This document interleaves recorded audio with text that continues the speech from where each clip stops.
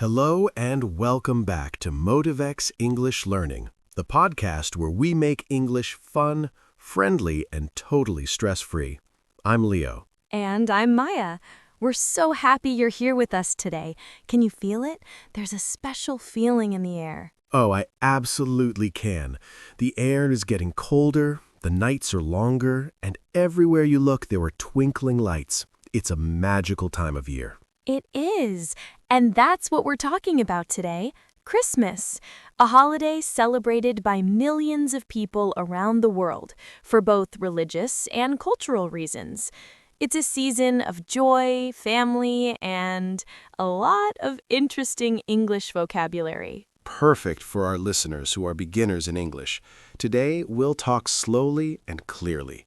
We'll explain words, share simple stories about our own Christmas memories, and explore the traditions. And we want this to feel like a cozy chat between friends. So imagine you're sitting with us in this studio, maybe with a cup of hot chocolate. With marshmallows on top. Always marshmallows. Okay, let's start with the basics. What is the core, the central meaning of Christmas for you? That's a great question. For me, the core of Christmas is connection. It's about connecting with family, with friends, and with a feeling of kindness. It's a time to stop our busy lives and just be together. The word for that is togetherness. Togetherness. I love that word. Togetherness. It means the warm, happy feeling of being united with people you care about. For many people, Christmas is also a religious holiday, celebrating the birth of Jesus Christ. But for many others, it's a cultural holiday, a time for those universal values of peace, giving, and love. Exactly. So let's begin our festive journey. How do people usually know Christmas is coming? What are the first signs? Well, in many towns, the first big sign is the Christmas lights and decorations. Shops put up lights, streets have big trees covered in lights, people decorate their houses inside and outside. Do you decorate your home? I do. I'm not the best at it, but I try. My most important decoration is the Christmas tree. Usually it's a pine tree, a real one, or an artificial one that you put in your living room. Then you decorate it. You hang ornaments. These are beautiful, sometimes fragile balls, figures, or shapes on the branches. And you also put tinsel and fairy lights or Christmas lights on the tree. At the very top, you place a star or an angel. This represents the Star of Bethlehem from the Christmas story. It's so much fun to do. And the smell of a real pine tree in your house, it's amazing. That smell is Christmas for me. Another decoration people love is the Christmas wreath. Yes, a wreath is a circle made of leaves, branches, or flowers. A Christmas wreath is often made of pine branches with a red ribbon and maybe pine cones.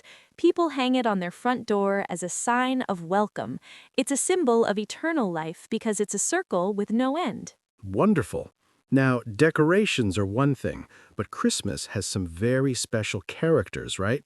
The most famous one. Of course, the big man in the red suit, Santa Claus, also called Father Christmas or Saint Nicholas. Let's describe him for our listeners. Santa Claus is a kind, jolly old man with a long white beard, a big round stomach, and twinkling eyes. He wears a red suit with white fur, a big black belt, and black boots. And where does he live? Children believe he lives at the North Pole with his wife, Mrs. Claus, and many, many elves.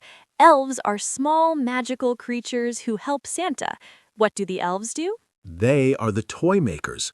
All year, the elves work in Santa's workshop, his factory, making toys for children all around the world. They build dolls, toy cars, puzzles, games, everything. And then on the night of Christmas Eve, that's December 24th, the night before Christmas Day, Santa does his famous journey. He flies through the sky in a sleigh pulled by 9 flying reindeer. The most famous reindeer of all is Rudolph, who has a bright, red, shiny nose that lights the way through foggy nights. Santa's sleigh is full of presents, gifts for all the children. How does he deliver them? Well, he lands on the roofs of houses. Since he's magical, he goes down the chimney and leaves presents under the Christmas tree or in stockings. Ah, stockings.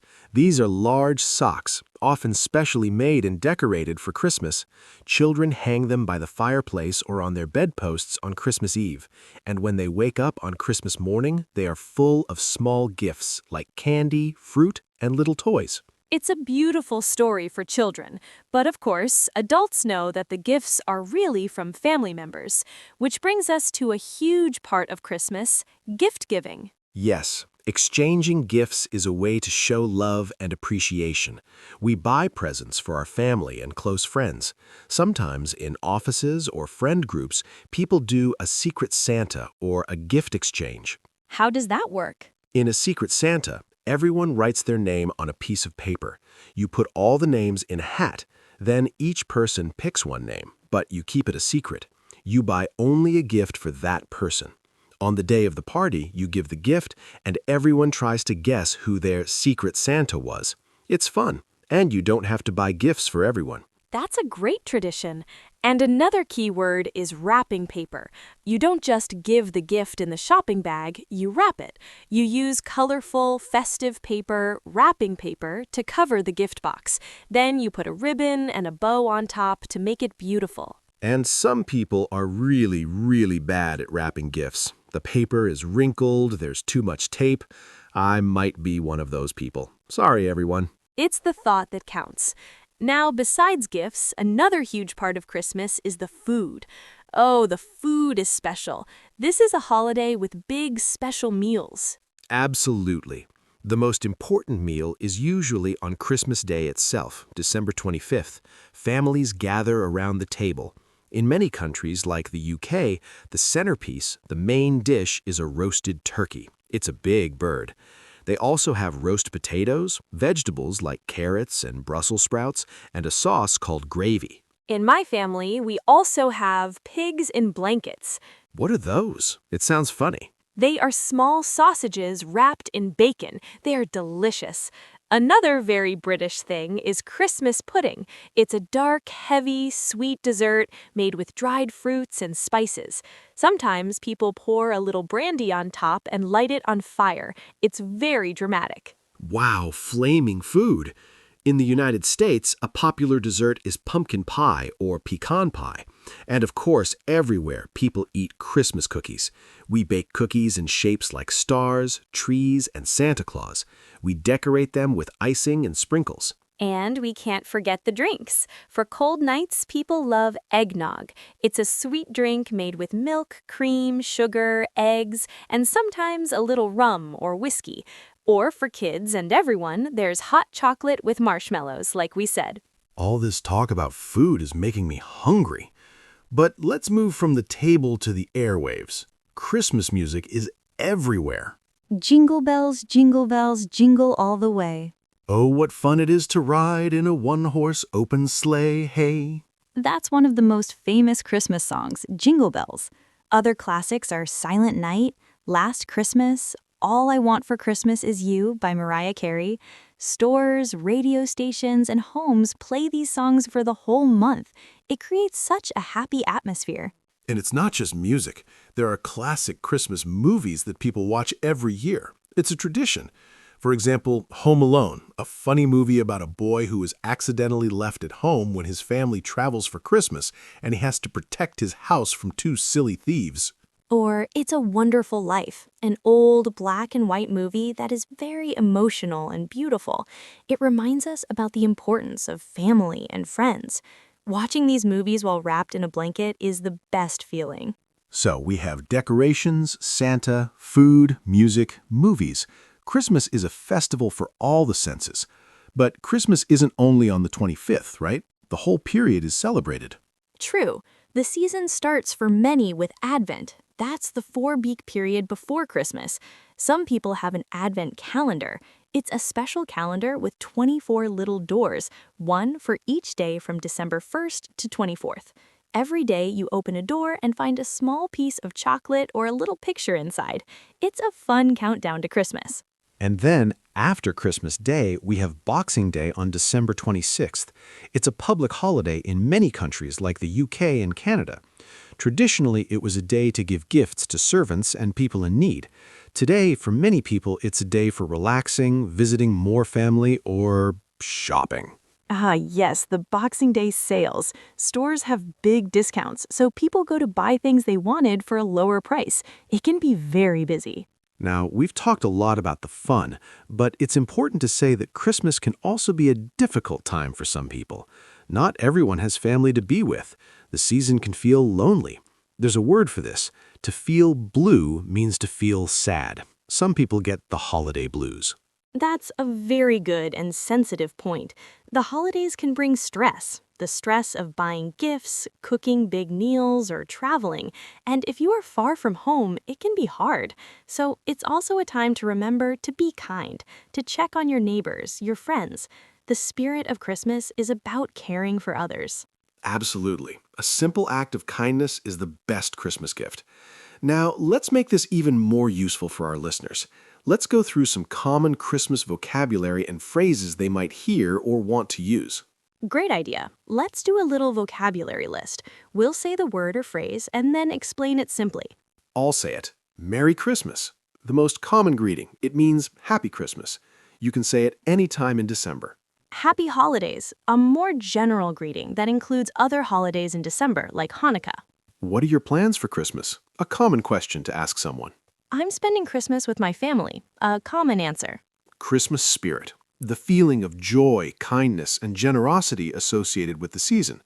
She really has the Christmas spirit. She's singing carols and giving gifts to everyone. White Christmas, a Christmas day when it snows. It's considered very magical and is the subject of many songs. To be on the naughty list or nice list. According to the Santa story, Santa makes a list of children who have been good, nice, and who have been bad, naughty. Only the ones on the nice list get presents. Adults joke about this too. If you don't eat your vegetables, you'll be on the naughty list. Christmas carols, traditional Christmas songs that people often sing in groups, sometimes going from house to house. This is called caroling. Mistletoe, a green plant with white berries. There's a tradition if two people stand under the mistletoe, they must kiss. So if you see a small bunch of it hanging in a doorway, be careful. Stocking stuffer, a small, inexpensive gift that is perfect for putting inside a Christmas stocking. To trim the tree is another way to say to decorate the Christmas tree. Festive, an adjective meaning something is related to a festival, cheerful, and celebratory. Your dress is so festive. We have a festive atmosphere at home. Season's greetings, a written greeting on Christmas cards, similar to Happy Holidays. That's a fantastic list. Now, let's share a personal story. What is your favorite Christmas memory? My favorite memory. I think it's from when I was about 7 years old. I really wanted a specific dollhouse. On Christmas morning, I ran into the living room and there it was, under the tree with a big red bow. But what I remember more than the gift was the feeling. My whole family was there, my parents, my grandparents, my brother. The house was warm, smelled of pine and cinnamon from the cookies. Everyone was smiling, laughing, and just present. That feeling of safety, love, and magic is what I try to hold on to every year. What about you? My favorite memory is actually when I was a teenager. One Christmas Eve, it started to snow heavily, a real blizzard. The power went out in our neighborhood. No lights, no TV. We were worried for a moment, but then my dad lit all the candles we had. My mom got out blankets. We sat by the fireplace, told stories, and sang songs. We couldn't cook the big dinner, so we ate bread and cheese. It was simple, but it was perfect. It taught me that Christmas isn't about the perfect decorations or the perfect meal. It's about the light you create with the people around you, even in the dark. That's a beautiful story. And it's so true. Sometimes the imperfect moments are the most memorable.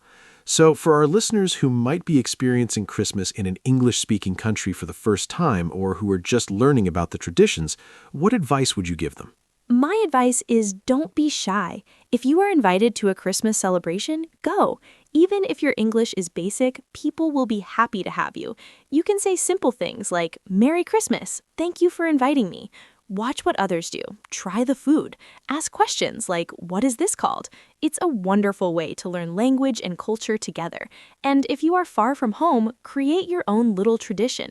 Cook some food from your country, call your family, or invite other friends who are also away from home. Perfect advice. And remember, Merry Christmas isn't just a phrase, it's a wish for happiness, peace, and a little bit of magic for everyone. Well, I think we have covered so much today, from Santa to stuffing, from vocabulary to memories. We hope this was helpful and enjoyable for you. Yes, before we go, let's do a quick review. Today we talked about the meaning of Christmas, togetherness, decorations, the Christmas tree, ornaments, lights, wreath, Santa Claus, his reindeer, elves, and his journey on Christmas Eve, gift giving, wrapping paper, and Secret Santa, Christmas food, turkey, Christmas pudding, cookies, eggnog, music and movies, the Advent calendar and Boxing Day, and many useful words and phrases. Wonderful summary. And to all our listeners from both of us at MotiveX English Learning, Merry Christmas and Happy Holidays. may your days be merry, bright, and full of great English practice. We'll be back next week with another topic. Until then, take care, stay curious, and keep learning.